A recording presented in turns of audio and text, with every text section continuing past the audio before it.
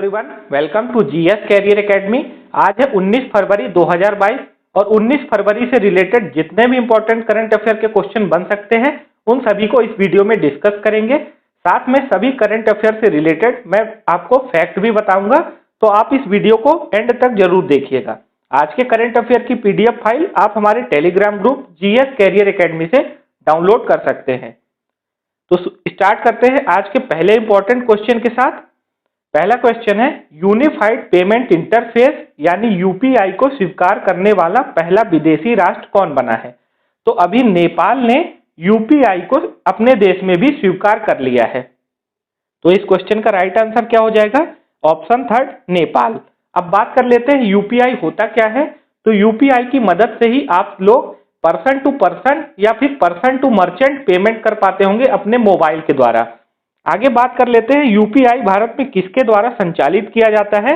तो भारत में यूपीआई को भारतीय राष्ट्रीय भुगतान निगम यानी national payment corporation of India के द्वारा संचालित किया जाता है। अब एनपीसीआई की स्थापना कब हुई थी? तो एनपीसीआई की स्थापना की गई थी वर्ष 2007 में। और किसके द्वारा की गई थी? तो रिजर्व बैंक ऑफ इंडिया के द्वारा एनपीसीआई की स्थापना की गई थी। यहाँ आप इमेज में भी देख सकते हैं, जो आप लोग गूगल पे, फोन पे, पेटीएम अलग अलग माध्यम से पेमेंट करते होंगे एक व्यक्ति से दूसरे व्यक्ति को, तो आप ये पेमेंट यूपीआई के माध्यम से करते हैं। अब देख लेते हैं आज का नेक्स्ट क्वेश्चन। तो 18 फरवरी को प्रधानमंत्री नरेंद्र मोदी के द्वारा मुंबई की किस नए रेलवे लाइन का उद्घाटन किया गया है? तो अभी हाल ही में 18 फरवरी को हमारे देश के प्रधानमंत्री नरेंद्र मोदी ने मुंबई में ठाणे से दीवा के बीच जो रेल लाइन बनी है उसका उद्घाटन किया है। यह क्वेश्चन इंपॉर्टेंट क्यों है? क्योंकि इसका उद्घाटन किसके द्वारा किया गया है? हमारे देश के प्रधानमंत्री के द्वारा। तो ऐसे क्वेश्चन इंपॉर्टेंट बनते हैं जिनका उद्घाटन देश के प्रधानमंत्री या फिर किसी कैबिनेट मिनिस्टर के द्वारा किया जाता है। तो 18 फरवरी को मुंबई के किस नए रेलवे लाइन का उद्घाटन किया है? प्रधानमंत्री नरेंद्र मोदी ने ठाणे और दीवा के बीच जो नई रेलवे लाइन बनी है। और इस दौरान प्रधानमंत्री जी ने मुंबई उपनगरीय रेलवे की 2 नई ट्रेनों को भी हरी झंडी दी है। मुंबई में आप सभी को पता होगा लोकल ट्रेनें चलती हैं, तो अब 2 और नई ट्रेनों को हरी झंडी दिखाई है नरेंद्र मोदी जी ने। नेक्स्ट क्वेश्चन आज का, हाल ही में 18 फरवरी को किस प्रसिद्ध आध्यात्मिक संत की 186वीं जयंती मनाई गई? तो अभी 18 फरवरी को हाल ही में रामकृष्ण परमहंस जी की 186वीं जयंती मनाई गई है। आगे इनके बारे में जुड़ी हुई बातों पर गौर कर लेते हैं। तो रामकृष्ण परमहंस 19वीं सदी के दौरान भारत के जो सबसे प्रमुख धार्मिक शख्सियत थे उनमें से एक थे रामकृष्ण परमहंस। इमेज में आप देख सकते होंगे, ये है रामकृष्ण परमहंस। और ये किसके गुरु थे? तो ये स्वामी विवेकानंद के गुरु भी थे रामकृष्ण परमहंस। इतनी बातें इस क्वेश्चन से निकल कर आती हैं। अगला क्वेश्चन है, हाल ही में ए नेशन टू प्रोटेक्ट नामक पुस्तक का विमोचन केंद्रीय स्वास्थ्य मंत्री ने किया है। इस पुस्तक के लेखक कौन है?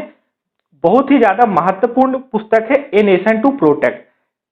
और इसको लिखा किसने है? इसको लिखा है प्रियम गांधी मोदी ने। अच्छा, इसका विमोचन किसने किया है? केंद्रीय स्वास्थ्य मंत्री ने। तो अभी मौजूदा केंद्रीय स्वास्थ्य मंत्री कौन है? डॉक्टर मनसुख मांडविया। अब जान लेते हैं इस पुस्तक के बारे में।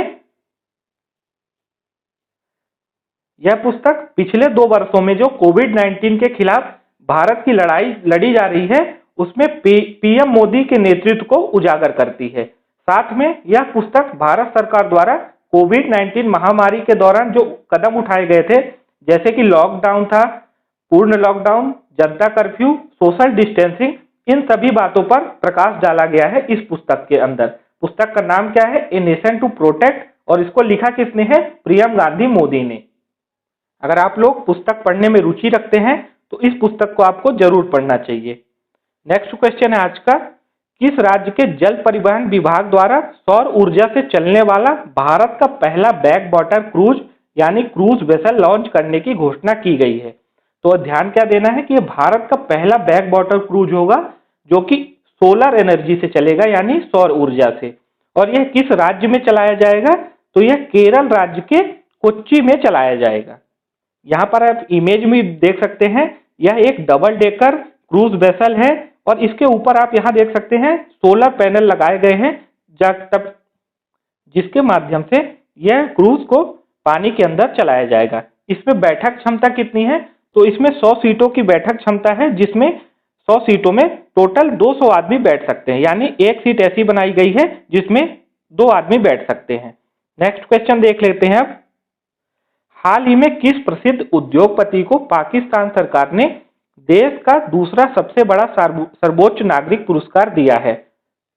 तो आपको बता दें, प्रसिद्ध उद्योगपति माइक्रोसॉफ्ट के फाउंडर मेंबर हैं बिल गेट्स।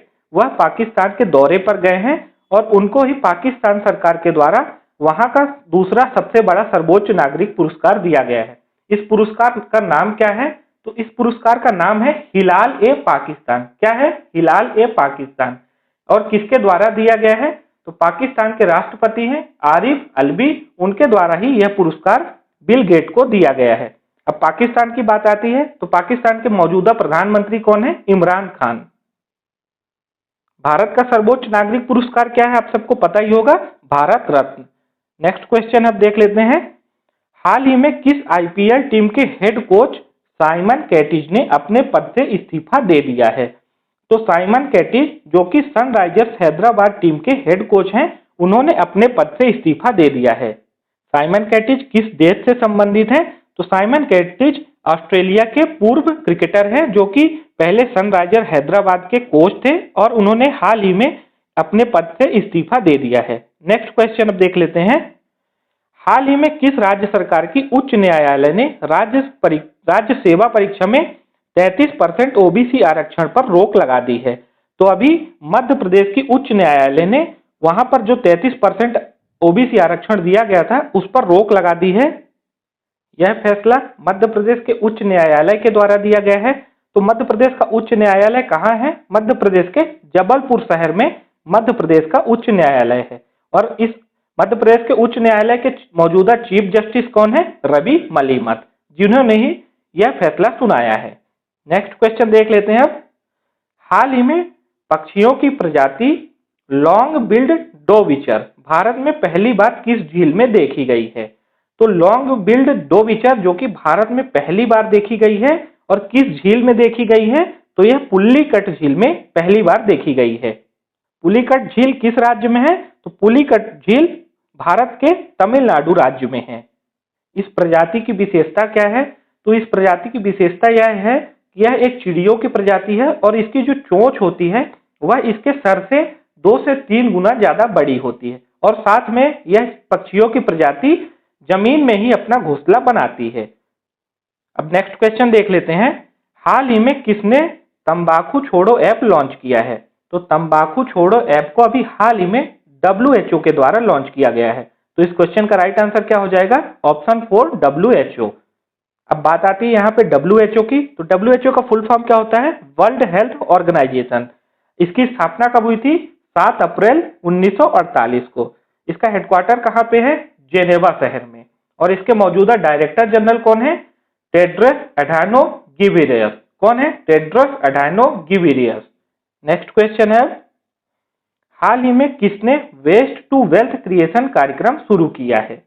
तो वेस्ट टू वेल्थ क्रिएशन कार्यक्रम को अभी हाल ही में सिडबी के द्वारा शुरू किया गया है। अब सिडबी, तो सिडबी क्या होता है?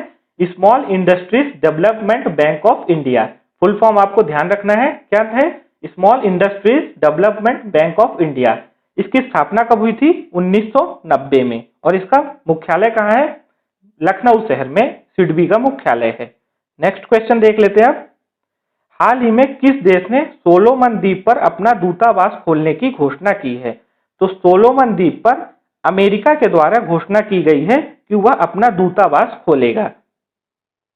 बात आती है अमेरिका की। तो अमेरिका के राष्ट्रपति कौन है? Joe Biden. और अमेरिका के उपराष्ट्रपति कौन है? कमला हैरिस। कौन है? कमला हैरिस। नेक्स्ट क्वेश्चन है, हाल ही में एडिडास ने महिलाओं को सशक्त बनाने के लिए किस प्रसिद्ध भारतीय महिला खिलाड़ी के साथ समझौता किया है? तो अभी हाल ही में एडिडास ने शीर्ष टेबल टेनिस खिलाड़ी हैं मनिका बत्रा, इनके साथ समझौता किया है। किस चीज के लिए किया है?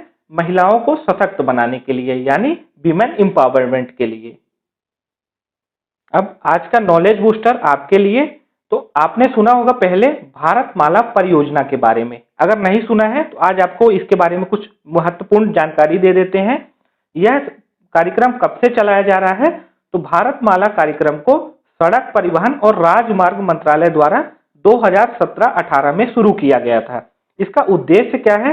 तो इस परियोजना के तहत आर्थिक कॉरिडोर यानी economic corridor, feeder corridor, inter corridor, राष्ट्रीय कॉरिडोर, तटवर्ती सड़कें, बंदरगाह, संपर्क सड़कें आदि का निर्माण किया जाएगा। तो इतनी सड़कों का निर्माण इस परियोजना के तहत किया जाएगा। अब बात कर लेते हैं कि इस परियोजना से फायदा क्या होगा। तो इस परियोजना से भारत के कई राज्यों की कनेक्टिविटी अलग अलग नेशनल हाईवे, स्टेट हाईवे और जो एक्सप्रेस वे है उनके द्वारा इससे कनेक्ट किया जाएगा। किससे? भारतमाला परियोजना से। तो एक सिंगल फेज की रोड बनाई जाएगी। यह कितने राज्यों से गुजरेगी? तो इसको गुजरात से शुरू किया गया है, उसके बाद राजस्थान में, फिर पंजाब में एंटर होगी, फिर जम्मू कश्मीर, उसके बाद हिमाचल प्रदेश, उत्तराखंड, असम, सिक्किम, बिहार, उत्तर प्रदेश, फिर अरुणाचल प्रदेश, मणिपुर और मिजोरम। तो पहले फेज में जो इसको पूरा करने का उद्देश्य है, तो इतने राज्यों को इस परियोजना के तहत जोड़ा जाएगा। पहले प्रोजेक्ट में ही, जिसमें चीन से लगी सरहद के करीब सड़क बनाने पर भी फोकस होगा। आप इसकी स्क्रीनशॉट भी ले सकते हैं, काफी इंपॉर्टेंट है। आज के इस करंट अफेयर की वीडियो में 19 फरवरी के सभी इंपॉर्टेंट करंट अफेयर को हमने डिस्कस किया है। आई होप कि आपको वीडियो पसंद आई होगी। तो आप वीडियो को लाइक जरूर कर दिया करिए, और साथ में अगर आपने हमारे चैनल को सब्सक्राइब नहीं किया है तो सब्सक्राइब करके बेल आइकन को प्रेस कर लीजिए, ताकि आने वाली नेक्स्ट वीडियो की नोटिफिकेशन आप तक पहुंच जाए। आपके कोई डाउट हो, कोई कंफ्यूजन हो आपको, तो आप हमें कमेंट करके पूछ सकते हैं। कमेंट का रिप्लाई आपको जरूर किया जाएगा। साथ में आपको हमने पहले बताया कि इसकी पीडीएफ आप हमारे Telegram group GS career academy से डाउनलोड कर सकते हैं, या फिर इसकी लिंक भी आपको वीडियो के डिस्क्रिप्शन में मिल जाएगी। आप हमें अलग मीडिया प्लेटफॉर्म पे भी फॉलो कर सकते हैं। इंस्टाग्राम पे भी आपको बहुत सारी नॉलेजेबल पोस्ट देखने को मिलेगी। मिलते हैं फिर नेक्स्ट वीडियो में, तब तक के लिए आप सभी को जय हिंद, वंदे मातरम।